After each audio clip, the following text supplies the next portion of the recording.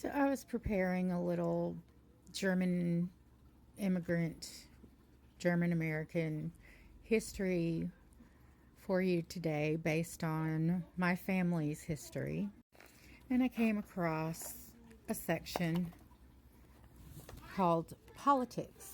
And this book has been through hell, so don't judge me. Anyway, but it's not very long, but I thought it was very interesting, and I thought y'all might find it interesting because it was written by an elderly person in around 1975.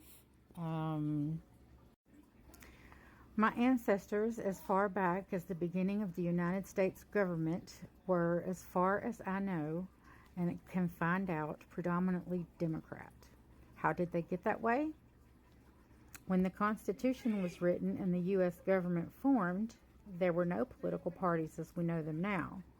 But there were wide differences of opinion as to the addition of new territory to the Union and as to who was eligible to vote. Now, one school of thought led by Alexander Hamilton was that the 13 colonies should comprise of the ruling class, as their citizens were more cultured and educated and refined. Hence, they should control who's in charge. They should choose the rulers and have the right to vote.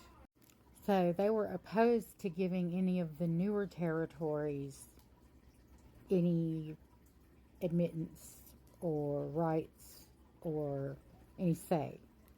Now, most of the newer territories were settled by more recent arrivals from foreign countries, and many of them were laborers and uncultured people and the working class. Thomas Jefferson, on the other hand, was in favor of expansion and admitting the Union territories with a certain number of inhabitants as the states, all citizens to have the right to vote without cultural restrictions. Thus, Jefferson became the champion of the common people and the voice of the working class. So, my ancestors were followers of Jefferson, they being classed as common people who worked the land for a living. Jefferson is looked upon as the founder of the Democratic Party, so I'm a Democrat by inheritance. So then she goes on to tell us about political affiliation being partly based on your family culture, or largely based on your family culture. She said, but she will point out that there are at least some exceptions to the rule.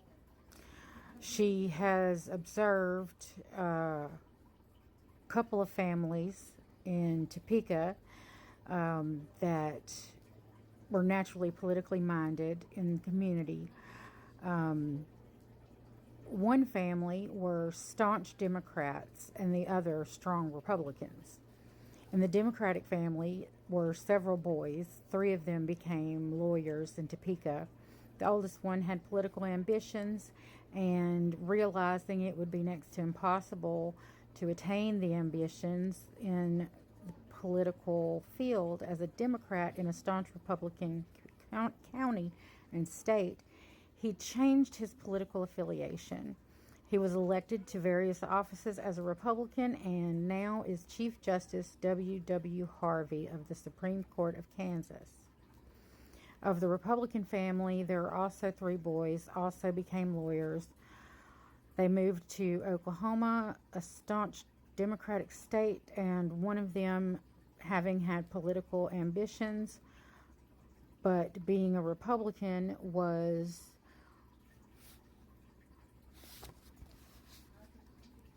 hampered in the Democratic state of Oklahoma. He changed his party affiliation from Republican to Democrat and was eventually elected as representative to Congress. So tell me if you think that this is different now in today's culture than it was in this time. No doubt marriage accounts for a great number of changes in political party affiliation. When a girl of one party preference marries a young man of the other party, nearly always one or the other changes party affiliation. This, I think, is desirable as it removes a chance of discord along political lines. Usually, it is the young lady who changes, as in most cases she is not so party minded as the young man, and is prone to follow rather than lead. The method of conducting political campaigns 100 years ago was different from what it is today. At the time, just before the war between the states, political feeling was very intense.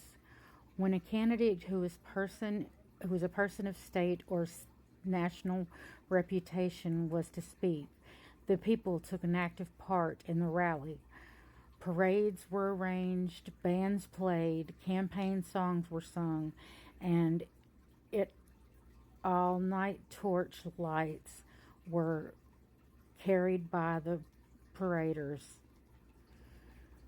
At one of these rallies in Ohio, my mother, who was the girl about town, at 13 years old, was one of the company of 15 or 20 girls who rode on a hayride in a parade.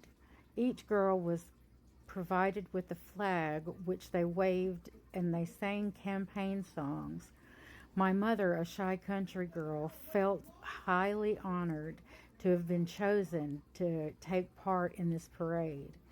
She was so elated with the flag which had been given to her that she took it home and she carefully cared for it as a keepsake. She kept the flag all through the years until she was between 80 and 90 years old when she gave it to my oldest brother, Charles. He, in turn, presented it to the Kansas Historical Society. It is now on display in the Museum of Historical Relics of the Society of Topeka. So, how different is that perspective on politics from 1975 to now? What do you think? What's changed?